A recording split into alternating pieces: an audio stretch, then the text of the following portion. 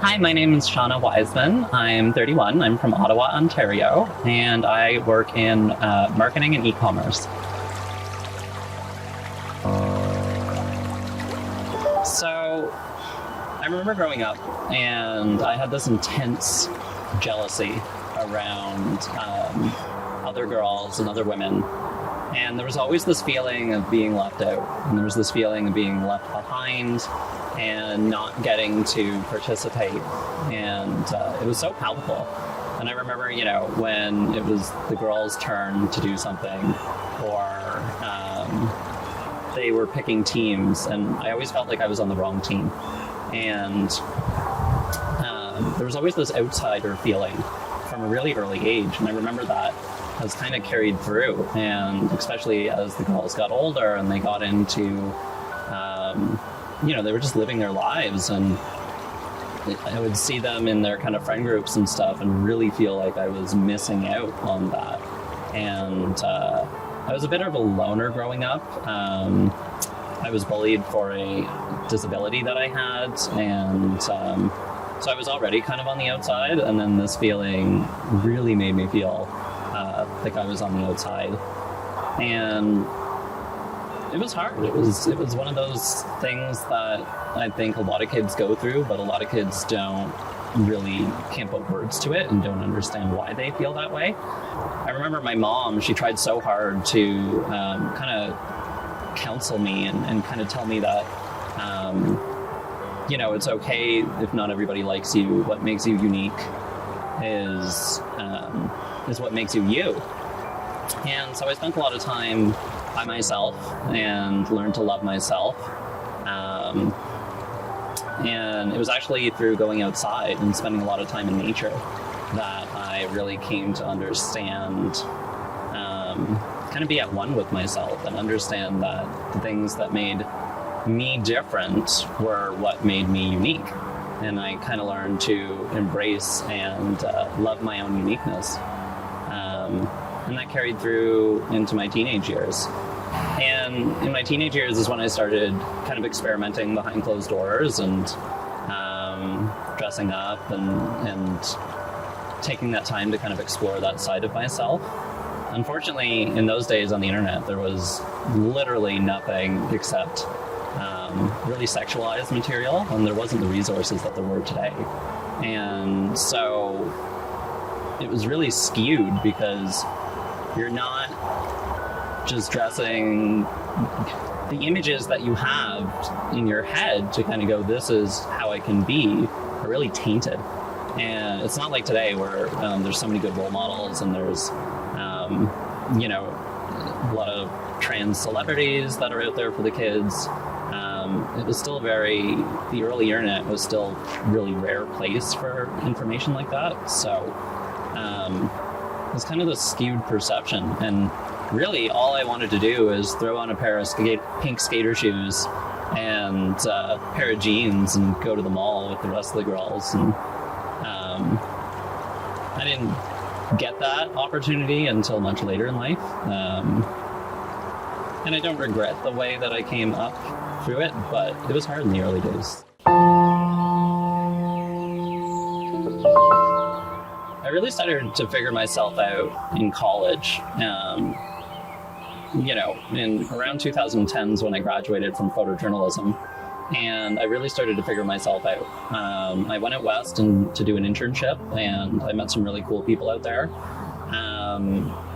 I had the opportunity to go to Vancouver, where my best friend was living at the time, and I had since come out to him that I was having these feelings. And so one night I went out and had a little shopping trip, and then went back to his place and got ready, and we went out clubbing that night.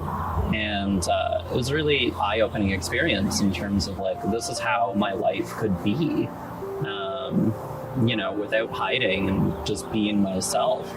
So I think I first said the words to myself that I'm trans in 2013. I had just broken up with a girlfriend of 7 years, and I finally said it to myself. I finally said, this is who I am, and I have to figure this out. So I started started kind of going to Toronto, and I had a lot of friends in Toronto who had been through this, and I started to go up there on weekends and spend a lot of time with them. And it was so great because it was like this escape that I got to go and kind of explore myself and be authentically me out in public, not doing anything in particular, just living. But it was still an escape, and it was still this. I was going to Toronto, and I was escaping for the weekend, and then I was coming home to the reality of living this life here back in Ottawa. And at the time, my parents didn't know, my brother didn't know. And the funny thing is, my brother early on, he came out as gay, and when he came out, he kind of went through that rebellious teenager stage. And so I had to be the good child for my parents and kind of bring some sense of calm to the house because he was really exploring himself, and there's a lot of teen angst there. So I kind of put myself aside for a long time. And but through these trips to Toronto, I kind of found that person and found the confidence I needed for that. And then in 2015, I met another girl here in Ottawa, and she became like a mask for me. And she kind of allowed me to put this masculine face on and forget about kind of all these times in Toronto, and kind of who I was. And I kind of thought, well, okay, I can repress this. This is fine. That's not who I am. This person I am that I'm with her is who I am. More macho country person. And but it wasn't. It was false. It was a false narrative. And I realized that when in 2016, one of my big childhood dreams came true. And being super outdoorsy, one of my childhood dreams when I was 16 was always to climb Mount Kilimanjaro in Tanzania. It was really powerful experience. I went over there with a friend of mine who I was shooting his story, and he was a double amputee, and so we were on the mountain shooting his story. And but I had a really powerful, kind of moving experience when I got to the top of the mountain after 7 days of hiking, and kind of this struggle because there's lack of oxygen up there, and you're exhausted, and you left for the summit at 1 a.m. in the morning the night before. And so I got to the top of the mountain, and I remember kind of getting off the mountain and having this emotional response. I had this really powerful moment of, I've ended this journey that I've been thinking about since I was 16 years old. My parents took me to the IMAX film Kilimanjaro, and it was so palpable. Basically, the end of this dream meant the end of kind of this journey of who I was up until that point.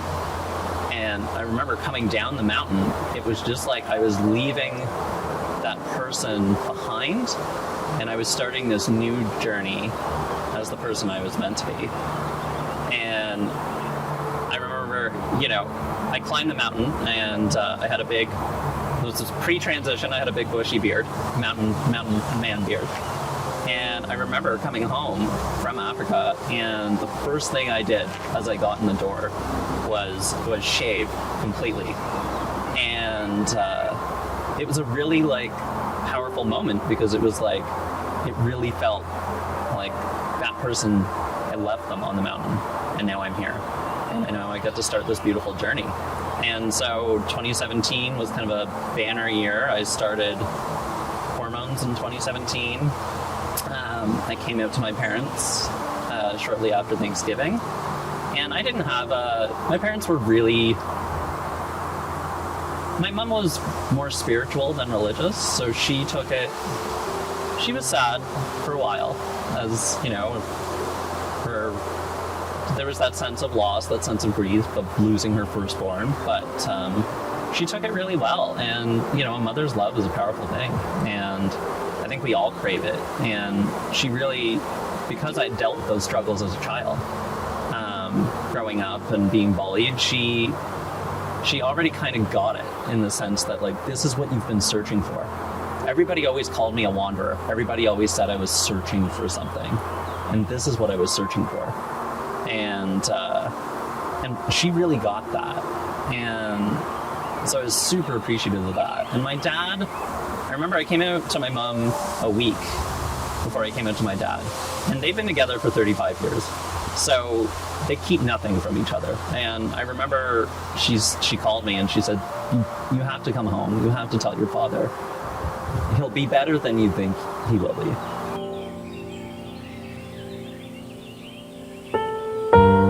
My love of the outdoors is such a huge part of who I am, and it's what grounded me through the whole thing, and knowing that this journey is going to be really, really difficult.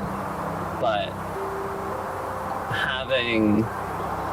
being grounded in nature was so healing for me, and so powerful, in the sense that, you can't control nature. When you're on a mountain, when you're out there in the elements, you can't control that. And it's a lot like life in that sense, is that you can't control how people are necessarily going to react to your transition. You can't control the elements and the forces at work to kind of ruin your journey and put challenges in your way. But what you can control is your reaction to it. And for me, it was kind of having that and grounding that. And I remember when I was planning kind of coming out to everybody, I kind of made a list, and I kind of said, okay, here's who I think is going to react with, like, shock, but they'll be okay. Here's who I think will be confused. Here's who I think will probably just write me off. And luckily, though, I'm a person who's very loyal with my friends, and I really created this support system, and most of my friends have been my friends for 15, 20 years at this point. But my parents, they were still a bit of a I don't know. And so when I planned to come out to my dad, I really, really wanted to make sure that he knew that, Dad, my love of the outdoors, which came from him, he always took us hiking, he always took us biking, camping as kids. And I wanted him to know that even though I might look different, I am the same person. I'm that same kid who loved the outdoors. I want to go biking with you. I want to go camping with you. And that was really important. And I remember when I came out, he just kind of asked, really? But it wasn't out of a really, like, really as in, I can't believe it, but really as in, like, this is what you've been looking for. Because he knew too. He knew that I was lost. And I said, Dad, this doesn't change anything. I said, I might look different and I might act different. I might be into some different things, but, I am not, at heart, I haven't been honest with myself. And now I'm being honest with myself. But at the root of who I am is this outdoorsy, fun-loving person who still wants to go hiking with you, still wants to go camping with you. And he took it pretty well. And actually in the spring of 2018, we did a bike ride together. And we went to France and biked around Normandy together. And he really kind of got to see that. And I remember I warned him when we first went over. I said, Dad, now people are going to look at a middle-aged, white, cisgender man with a young trans woman, and they're going to get some impressions. So I said, just be warned. And so it was a really eye-opening experience for him, but I think it gave him a real appreciation for the struggles and the community, and just seeing that and seeing me in that element. It really kind of gave him appreciation for that. So it went really well. And then actually that list that I had made with all the friends, it ended up being most of the friends were as change as nothing. And so that was really sound. And, if anything, it helped me get to a point where it was, it pushed me along on my transition.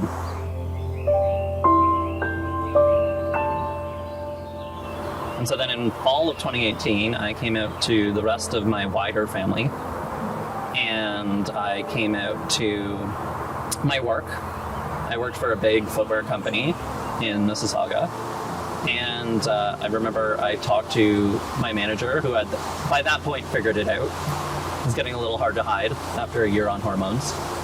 And I talked to my president, and I talked to the HR person, and they said, hey, we're totally behind you. And I remember it was so palpable because, and I think this is really a sign that the world is changing. I remember the president, after he found out, he came in to the area that I worked, and he looked at me and he goes, I don't know whether to shake your hand or hug you. And he goes, I'm going to hug you. And he came over and gave me the biggest hug. And he goes, you have nothing but my support. My door is always open for you. I have no doubt that everybody in that office will be behind you and support you. And so the following Friday, I sent out a company-wide email to everybody. And then on the Monday, I came back to work as myself. And I remember I had to get a new work pass photo taken, and I could not have had a bigger grin on my face. And it was beautiful. It was a beautiful moment, and I actually have all the emails on like a printout. And but every now and again, when the dysphoria hits me, I just look at those emails and think, all right, it's all right. Things are good. The interesting thing is, every time I've come out, the biggest hurdle for me was my parents. And as soon as I came out to them, and as soon as they kind of got the idea, it gave me so much more confidence to then do the next thing. And then once I came out at work and I had all this love and all this acceptance, it just gave me the confidence to kind of keep going. And I think it's interesting because I feel like at this point, being out, and especially in a work setting, in a corporate setting, there's a lot of things now protecting people in terms of HR policies, in terms of, when Bill C-16 got passed, that was huge. And I think just being more visible in the media is giving people, there's a lot of curiosity still. And, it's one of those things where I think it's just genuine curiosity. It's just genuine. Mississauga is an interesting area too, because there's so many different cultures, there's so many different religions, and in our office you could hear 3 or 4 different languages speaking every day. And I always found it interesting that the people I ended up kind of relating to the most and talking to the most were some people that were really religious, but in a way kind of transitioning as a bit of a spiritual experience in my opinion, in the sense that you're discovering this divinity within yourself, and you're learning that. And I think people recognize that, and especially in a work setting where there are certain politics at play, and there are certain unspoken rules amongst co-workers of how much you can ask, how little you can ask about somebody's life. And what I found really helped was being a completely open book. And I rather be open about it. And I mean, I realize that not everybody is in that safe situation, but I do think that there was so much more understanding when I just let people ask, and I opened up to people, and because they appreciated me opening up to them. And the funny thing is, I've had so many people come up to me with their own I don't want to use the word secrets, but their own hidden truths, and about queer experiences they had growing up in college, about times when they questioned themselves. And I always found that really eye-opening in the sense that I think transitioning, the only thing that really separates it from kind of the cis-normative world is that everybody's looking for identity in life. Everybody is. The difference is trans people have the courage to go live it. And that's, when you mention that to a lot of people, that's kind of they get it. They get that message because everybody is searching for something. Everybody is trying to find this inner identity. And in a work setting, when you kind of put it that way, people get it. You know, I was really worried when I left that job because everybody loved me. I loved my managers. I loved all the senior management team. I had a really good relationship with them. And when I moved to Ottawa last year in 2019, I was really worried about it in the sense that because I had come out at work, people knew me. They knew my story. There didn't have to be necessarily, you know, there weren't people kind of like questioning in their head. But I got a new job this spring as a marketing and e-commerce lead for a company here in Ottawa that sells handcrafted artisan goods from around the world. And it was just such a good match. It took my love of travel, my love of history, my love of photography, along with my love of marketing, and it tossed it all in there together. And the interview process was really, really intense. But it was so worth it because now I work with a team of mostly women who I'm just one of them. And it's this euphoric feeling every day I go into work and I get to work with a group of people who recognize my inherent right to belong in that space. It's really empowering, and I think it just goes to show that, like, you know, and they're all age ranges. You know, we have some women that work for us that are pushing 60 and some women that are, you know, in university and college. And it really, I think it goes to show the changing attitudes that, you know, we all have a lot in common, and we get to share all this, and there's no kind of exclusion of me just because, you know, I wasn't necessarily had the same upbringing as they did. So I think employers deserve a lot of credit because I do think that they are trying, and I think it's a changing environment. And, you know, there's still industries that have issues, but they have issues on kind of a greater scale. But for the most part, I think I'm hopeful. I'm hopeful about things are getting better.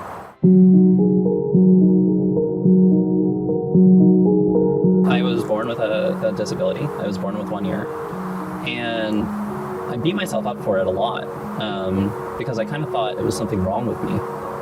And much like being trans, it's this thing that I had absolutely no control over. It's not something I could change. It's not something I could really do anything about. And that really helped me when I kind of figured out that I was trans. In the sense that, you know, my mom told me when I was dealing with not having 1 ear and being bullied for it, that the people that judge you, that's their problem. That's their issue. It's not, inherently, you can't do anything about their opinion of you. You can only do something about the way you react. And for me, it was this, I chose to see it as a benefit. I chose to see it as, this is what makes me different. This is what makes me unique. I'm not like everybody else, and that's okay. And I think there's a lot of power in that. I think there's a lot of power in embracing who we are and the difference that we bring into the world. And especially in a world that has become so autonomous and very, very plain, it's a benefit to stand out. And, you know, I attributed that to my lot in life at this point, is that I embrace that, not letting people who judge me weigh me down, and not letting those people kind of decide who I'm going to be and how I'm going to live my life. And it's really paid off. And today I get to live openly and authentically, and people love me for me. And What more can you ask for?